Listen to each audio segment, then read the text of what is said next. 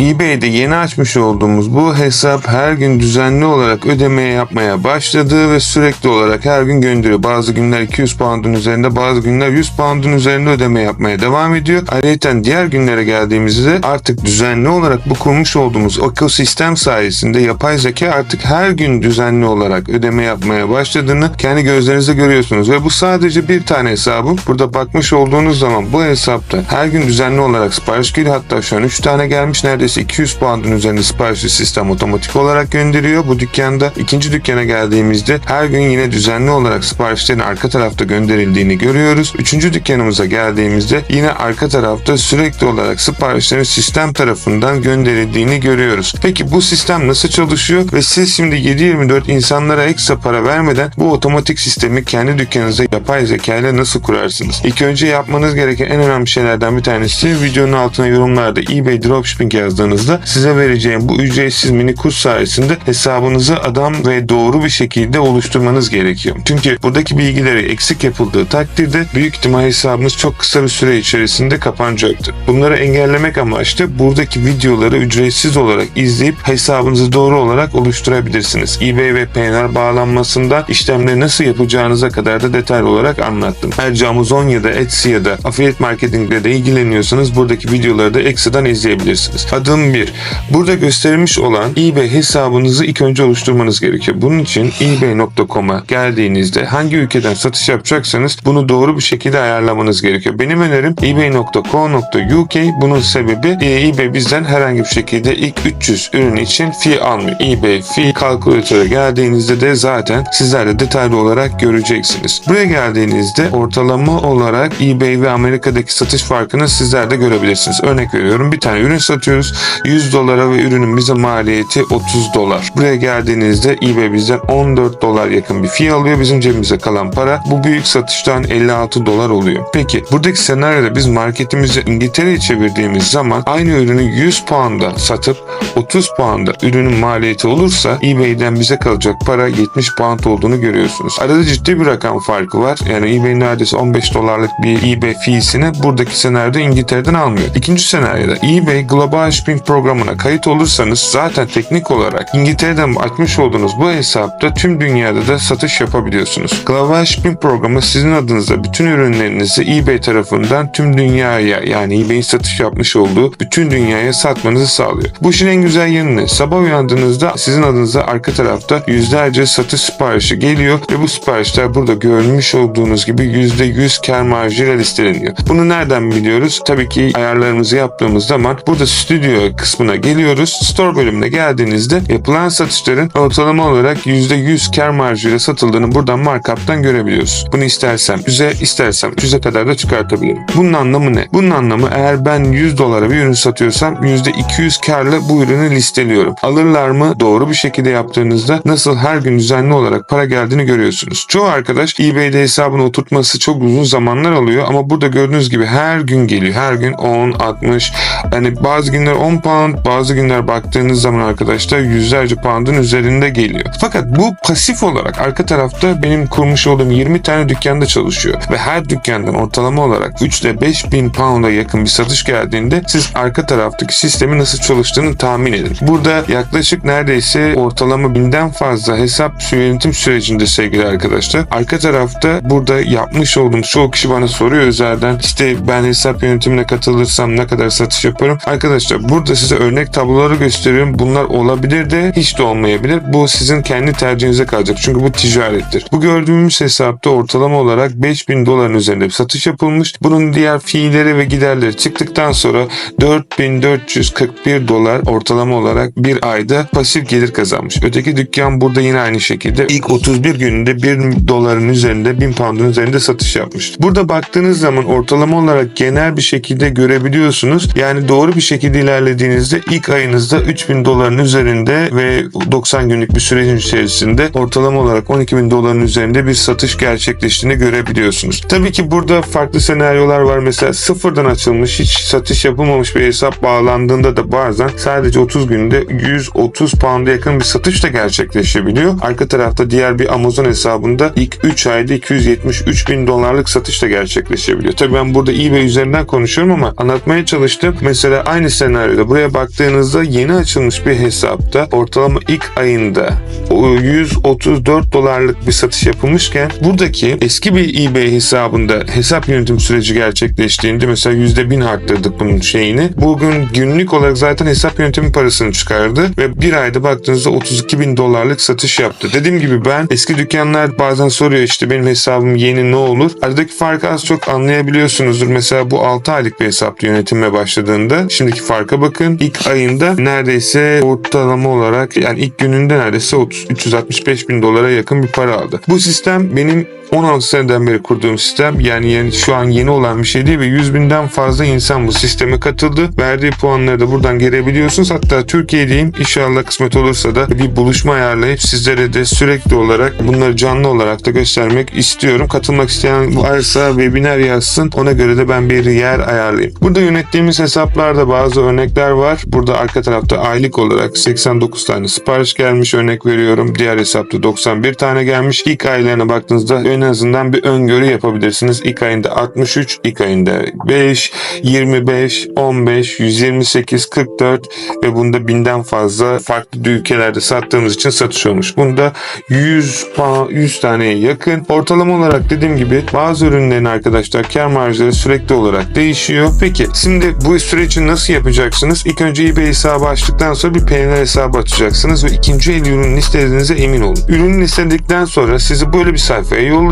Burada Payoneer hesabınız varsa yes sign in yoksa no create one deyip yeni bir oluşturmanız gerekiyor. Benim tavsiyem öncesinde Payoneer hesabınızı oluşturun. Oluşturduktan sonra Payoneer hesabınıza bu tuşa bastığınızda yönlendirecek. Ondan sonra bu agree and term'ü yani onaylayıp okuduktan sonra anladıktan sonra onaylayıp devam edeceksiniz ve diyor ki burada eBay hesabınız Payoneer hesabınıza bağlandı. Burada size vermiş olduğu ikinci aşamadaki bilgilerinizi doğru olarak girdiğinize emin olun. Her şey tamamsa buradan aşağıdaki butondan continue deyip devam edin. Buraya eBay olur da sizlerden ekstra bir kesiti yapmak isterse güvenlik adına eklemeniz gereken yurt dışına açık bir kartınızın olması gerekiyor. Bu debit kart da olabilir, kredi kartı da olabilir. Önemli olan nokta size ait olması gerekiyor. Burada verdiğiniz isim ve soy isimle eBay'deki hesabınızın ve Payoneer'deki hesabınızın bilgilerin tutarlılık sağlaması gerekiyor. Yani bir yere arkadaşınızın bir yere kendinizin bir yere de arka tarafta başka birisinin ismini olan kartı eklemediğinize emin olun. Buradaki bilgiler tamamsa continue diyerek devam ediyorsunuz. Ondan sonra tek yapmanız gereken bütün bilgiler doğruysa submit request diyerek süreciniz başlıyor ve bu kadar kolay bir şekilde eBay'de sıfır sermaye ile işlemlerinizi yapabiliyorsunuz. Peki eBay'de hesap açmanın avantajları ne? Diğer şimdi arka tarafta diyebilirsiniz ki Amazon var. Amazon'da niye satış yapmayalım? Yani baktığınız zaman ya da örnek veriyorum Etsy'de niye satış yapmıyoruz? Ya da örnek veriyorum Shopify'da niye satış yapmıyoruz da arka tarafta biz sırf eBay'de yapıyoruz. Şimdi gelin size mantığını anlatayım. Sizler de kendinizde kararınızı vereceksiniz. Şimdi Amazon'da satıcı olmak için arkadaşlar Amerika'da ya da İngiltere'de kurulmuş bir şirketinizin olması gerekiyor. Yurt dışında satacaksınız. Türkiye'den de şirketiniz varsa kayıt olabilirsiniz. Fakat yurt dışı için burada Amazon'da bir şirket açılması gerekiyor. Şirket açılışları ortalama olarak $500.000 yakın bir paraya tekabül ediyor. Her şeyden önce Amazon politikalarına geldiğinizde Amazon Dropshipping Policy'ye geldiğinizde politikası hatta yazalım. Buradan kendiniz gelip okuyabilirsiniz arkadaşlar. Ben şimdi burada tekrar okumayacağım ama sizler zahmet olmazsa amazon.com.tr'den ya da hangi ülkede satacaksınız okuyun. Amazon politikaları dediğim gibi dropshipping'i kabul etmiyor ama siz hala bile arkadaşım yaptı şu kadar para kazandı ben de yapayım diyorsanız Amazon'un kendi sayfasından gelin dropshipping politikalarını okuyun arkadaşlar. İzin verip vermediğini kendiniz okuyarak anlarsınız. Her zaman burada kendi web sayfalarından baktığınıza emin olun. Blog sayfalarından değil. Ona göre de kendi ticaretinizi nasıl yapmak isterseniz buradan ilerleyebilirsiniz. Burada yapılamaz mı? Yapılabiliyor tabii ki ama uzun süreli devam etmediği için hesaplar kapanıyor ve sizin verdiğiniz emekler uzun bir süreden sonra boşa gidiyor ve Amazon'un bana göre en zor yanlarından bir tanesi yaptığınız satışın ödemesi ortalama olarak 1-1,5 ay sonra geliyor. Ben de Amazon'da satıcıyım çünkü aynı şekilde ödemeler 1 ay gibi süre içerisinde geliyor. O yüzden cebinizde neredeyse $5.000 yakın bir para önden ödeyebileceğiniz ve ürünler satıldıktan sonra parası size 1 ay sonra düşecek şekilde bile ticaretinizi yönetebileceğiniz bir şey olması gerekiyor.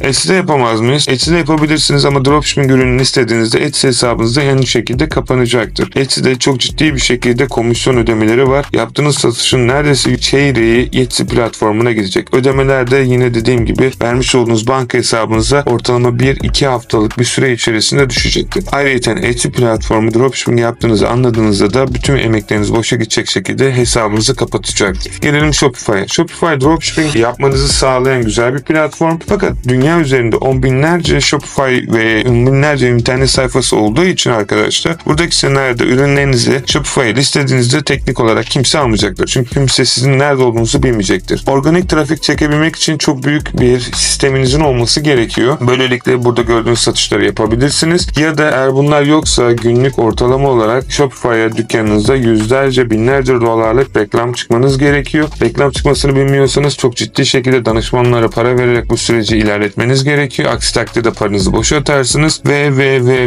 gün sonuna baktığınızda cebinizden çok ciddi paralar çıkacaktır arkadaşlar. Ve siz ne olmadığını anlayana kadar da cebinizden çok ciddi anlamda paralar gitmiş olacaktır. Shopify ödemeleri için Stripe, PayPal ve Shopify'in kendi altyapısı olarak ödeme altyapısını da alabiliyorsunuz. Ödemeler de buna göre hesabınıza 3 ile 5 gün içerisinde düşecektir. Neden o zaman eBay diyoruz? eBay'de gördüğünüz gibi her gün düzenli olarak geliyor. Neredeyse sıfır sermaye, bize ait olmayan ürünleri internette buluyoruz ki bulamayan arkadaşlar varsa ben satan ürünler listesine geldiğimde burada bütün ürünleri listeledim. Bu ürünleri de kendi dükkanlarınıza listeleyip satış olduğunda direkt bu ürünleri alıp Amazon üzerinden ya da nereden listeliyorsanız müşterinize gönderiyorsunuz. Benim kurmuş olduğum yapay zeka sisteminde ben böyle bir şeyle uğraşmıyorum. Hepsini otomatik olarak sisteme ekliyor ve takip numarasını ekleyerek eBay'den çıktığını sağlıyor. Ve böylelikle eBay'de ben sürekli olarak bütün açtığım hesaplarda top seller rate oluyorum. Zaten burada da sizler de zaten daha demin gösterdim aradaki farkı. Bu sistem herkes için değil. Ne yazık ki bu sistemde çalışabilmeniz için sevgili arkadaşlar öncelikli olarak bir hesabınızın olması gerekiyor. Bu hesaba ürün listelenmiş olması gerekiyor. Ayrıca ben hesaplarınıza internet sayfamızdan, buradaki canlı chat bölümünden ya da okyanusu.internet Instagram sayfamdan, kalender bölümünden randevu alırsanız hesabınızın uygunluk durumunu kontrol ederim. Sadece hesabınıza gireceğim. Satış yapılıp yapılamayacağının bilgisini aktaracağım sizlere. Buradan randevu alabiliyorsunuz ya da DM'den bana ulaşabilirsiniz arkadaşlar. Ondan sonra hesabınızı kontrol ettikten sonra bu programa uygunsa da sizi dahil edebilirim. Bu programda ben sadece platin pakette kurulumunu yapıp 80 tane ürün yüklüyorum. Otomatik olarak sizin adınıza gönderiyor ve sistem tarafından artık bir şey yapmıyorsunuz. Bizde çalışsanız da çalışmasanız da benim yaptığım sistemi bozmadığınız sürece sistem sizinle çalışıyor. Diğer ekstradan sürekli olarak insanlara para vermenize gerek kalmıyor. Bu sistemde destek hattından da yararlanıp bir sorunuz olduğunda şirket açmak ya da ekstra bir şey istediğinizde benden soru sorup cevabını alabiliyorsunuz belirli gün çalışma saatleri içerisinde ve bu da büyük şirketler için oluyor arkadaşlar. Eğer şirketiniz varsa takımınız da AI sisteminde çalışıyor. Peki şimdi diyebilirsiniz ki iyi hoş ben bu sistemi kurdum vesaire vesaire. Bu sistemde ben ne kadar kâra geçebilirim? Ne kadar para kazanabilirim? Herkesin sorduğu standart soru. Arkadaşlar zaten eğer siz bu sistemi kurmazsanız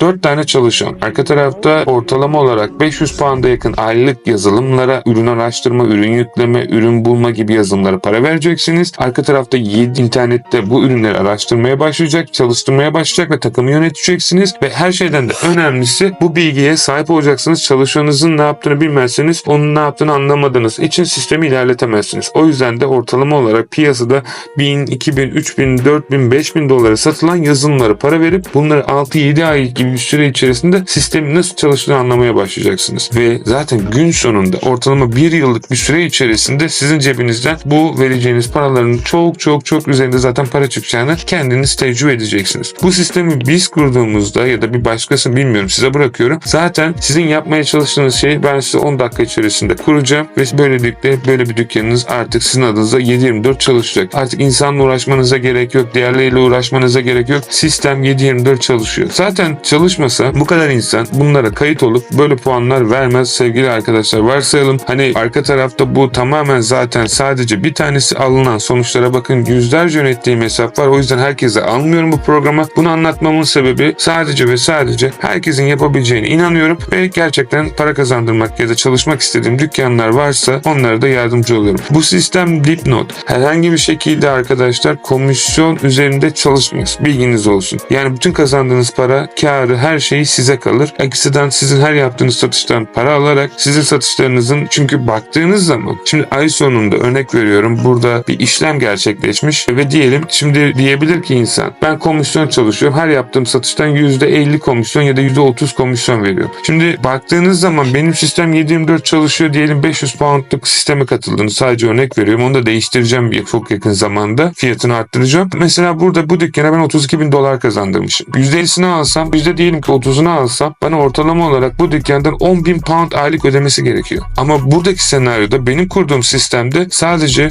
500 pound aylık ödüyor. Bütün para ona kalıyor. Şimdi neden mantıklı olduğunu anladınız mı? Umarım yani ekstradan komisyon ödeyerek cebinizdeki kalan kar marjınızı onlara yani ekstradan ödemezsiniz. Bir de en önemli şeyin burada şunu anlamanızı istiyorum. Çünkü burası çok önemli. Arkadaşlar varsayalım bu sistemde çalışmayı bıraktınız başkalarıyla. O sistem çalışmayacağı için teknik olarak zaten bu paraları kazanamayacaksınız ve bütün yaptığınız şey boşa gidecek. Benim kurduğum sistemde ben de çalışsanız da çalışmasanız da sizin dükkanınız 7/24 çalışacak. Artık tercihi size bırakıyorum. Artık hangisi size mantıklı gelecekse. Aksi takdirde dediğim gibi insanları gebe kalmak kadar bence bir şey yok ama tercih her zaman insanların olacaktır. O yüzden dediğim gibi eBay hesabınız varsa dediğimi ücretsiz olarak burada yapın. Para kazanma kutusu içerisindeki eğitimleri. Hesabınızı kurduktan sonra eğer benimle çalışmak isterseniz seve seve sizlere yardımcı olurum. Ayrıca bu dosyanın içerisinde kullanabileceğiniz çok güzel yazılımlar ve diğer şeyleri de paylaşıyorum. Artık bu dosyayı da sadece eğitimin içerisinde paylaşacağım. Hesap yönetimine kayıt olan arkadaşlara bilginiz olsun. Umarım faydalı bir video olmuştur. Aklınıza takılan sorular olursa da yine yazarsınız. Ta ki o zamana kadar da kendinize iyi bakın. Hoşça kalın.